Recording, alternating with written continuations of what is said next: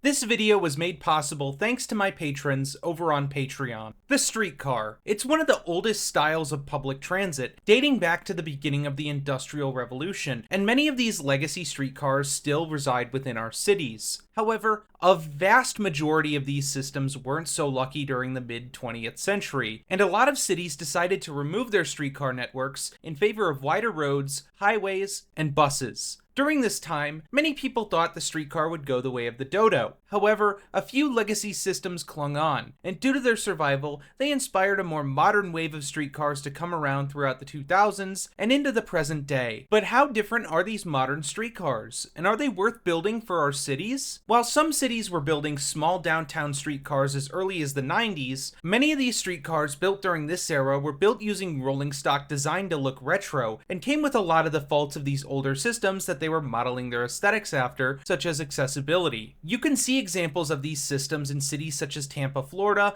Little Rock, Arkansas, and Memphis, Tennessee. The first real take on a modern streetcar in North America comes to us from the city of Portland. While Portland does have the Max Light Rail, the city wanted to solve two issues at the same time. First, to improve mobility in downtown and the surrounding neighborhoods, and secondly, to improve development in downtown Portland and its surrounding neighborhoods. To say that the Portland streetcar was a success might be an understatement, as it has seen multiple extensions and the creation of another line within the past 23 years. The Portland streetcar inspired Seattle to do the same with their first streetcar line, opening up in 2007. However, streetcar building in the next decade would ramp up significantly. It's 2009, and the economy is in absolute shambles. However, there seems to be a bit of optimism behind the new president that was just elected. No matter what you think of Obama politically, one thing that his administration was focused on was infrastructure. And one of the more lesser-known projects that they engaged with was downtown streetcars. With some inspiration from both the Portland and Seattle streetcars, the Federal Transit Administration decided to provide funding for cities that wanted to build downtown streetcars. And so throughout the 2010s, multiple cities across the US ended up with downtown streetcars of their own. This is why many of these systems have been nicknamed the Obama streetcars. But now you might be wondering, what sets these streetcars apart from the already existing light rail systems across the US? One of the main characteristics that really sets these streetcars apart is their distance. Most of them generally remain under 6 miles in length on each of the lines for the most part, and will usually feature segments of the line where the tracks share the same lanes as cars. Along with this short distances, they also have really short stop spacings that are closer to bus stops rather than light rail transit stops. As well as this, a good portion of these modern streetcars were designed to connect already existing dense and fairly walkable neighborhoods in some of the most car-dependent American cities. While some of these systems are designed to be complementary to the existing transit networks, a large portion of them were designed to be the base for future transit expansions in the respective cities that they were built in. It's been a few years since a majority of these systems have been built, so how are they holding up? Well, they're not all performing at the same level, but I think that there's a few different categories that each system kind of fits into, so let's just look at them. Well, these are the systems that generally have not seen ridership on their networks pan out, and there are multiple different reasons for this. The DC streetcar specifically actually has a pretty solid and direct route that can complement the DC transit network as a whole. The problem with it is that it lacks any sort of signal priority, meaning that the streetcar can't trigger any of the lights to turn green for it. This, along with the fact that it's not center running, means that it's a lot easier for cars to block the route of the streetcar, and that makes it slower and less reliable, meaning that less people are going to take it. But by far and away, the most common reason for any of these streetcar lines to fail is that they just have poor routing. And there isn't just one type of poor routing choice that these systems can take. Some of these streetcars, like the Dallas streetcar, actually have fairly direct routes. But unfortunately, there just isn't a lot of density in the areas that the streetcar services. Other cities like Milwaukee and Atlanta have streetcars that service fairly dense and walkable neighborhoods, but unfortunately parallel faster and much more frequent services, like how the Atlanta streetcar is less than half a mile away from MARTA's blue and green lines. And then you have the Oklahoma City streetcar, which doesn't have a truly direct route and just kind of loops around the downtown area. Now, while these systems have had some genuine struggles to attract ridership, this is not the case for every single streetcar line that's been built over the past decade.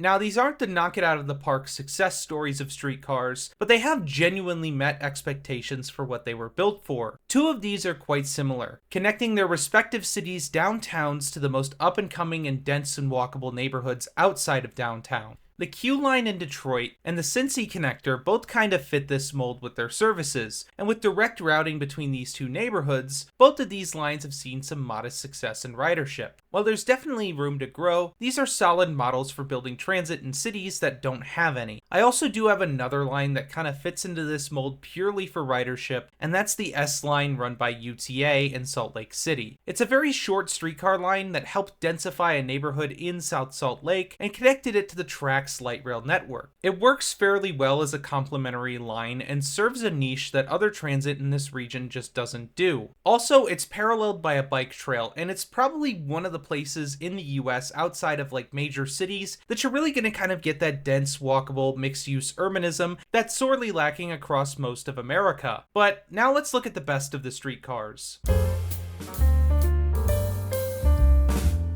These are the streetcars that have really shined above the rest. With higher ridership than even anticipated by their respective transit agencies, these systems have been undoubtedly beneficial. Two of these lines, the Tucson Sunlink and the KC Streetcar, are both bases of transit systems in their respective cities. And the Sunlink and KC Streetcars also have many benefits of other successful lines, like connecting a couple of walkable neighborhoods to the main downtown. They're also incredibly direct in their routing, with very few deviations in the line. But what really sets them apart is two things. They're slightly longer than a lot of the other systems that I had mentioned before in the okay and the kind of disappointing tiers, and they also don't charge fares to any of their riders. Both of these characteristics help increase ridership by adding more stops that create more demand for the system, and then also by not charging fares to ride the streetcars, it encourages more people to ride the streetcar. The other incredibly successful system that I have yet to mention is the Tempe Streetcar, which also has the huge benefit of being supplementary to the Valley Metro Light Rail. On top of this, like the Tucson Sunlink, it also connects neighborhoods with it in the area around a university, which are generally more dense and mixed-use spaces that work better for building transit. Streetcars can be a very solid mode of public transportation. However, they are a bit more limited than what the Federal Transit Administration thought over a decade ago. But now that we have them, how do we help promote ridership on the lines that are struggling? And how do we maintain good ridership on the existing successful systems? Streetcars honestly should not be the main form of public transit for a city. However, they can be incredible at being complementary to a transit network. Cities like Milwaukee, Kansas City, and Tempe have all looked into expanding streetcar service,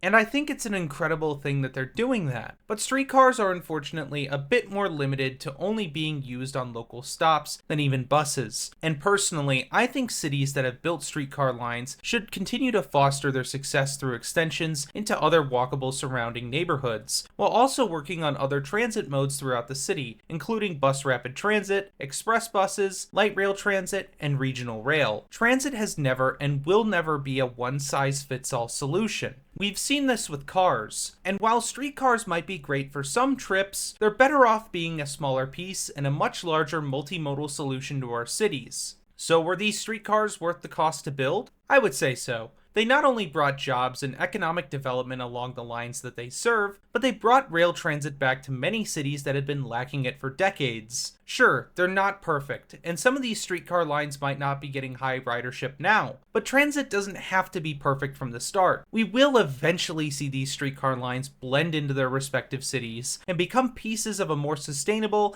accessible transportation system that hopefully will make our cities a better place to live. But how do you feel about these downtown streetcars? Do you feel like they were worth building? Let me know in the comments below. And if you enjoyed this video, be sure to like and subscribe. I want to thank everybody who helped me make this video. And I especially want to thank Tony Stunts and all of my other patrons for making this video possible. Because not only do these lovely people get to support the channel, but they also get benefits like early access to videos, extra videos, their name in the credits, and more. And if you'd like to join them and become a patron yourself, the link is down below. And if you're looking for updates, extra content, or a community, then check out my socials. They're linked down below as well. And if you made it this far, thank you so much for watching the video. Your support is much appreciated. I know it's been a couple weeks since I uploaded a big video. I've been doing a little traveling. I have an extra video planned for this week, so folks, stay tuned. And as always, I'll see y'all on the next one.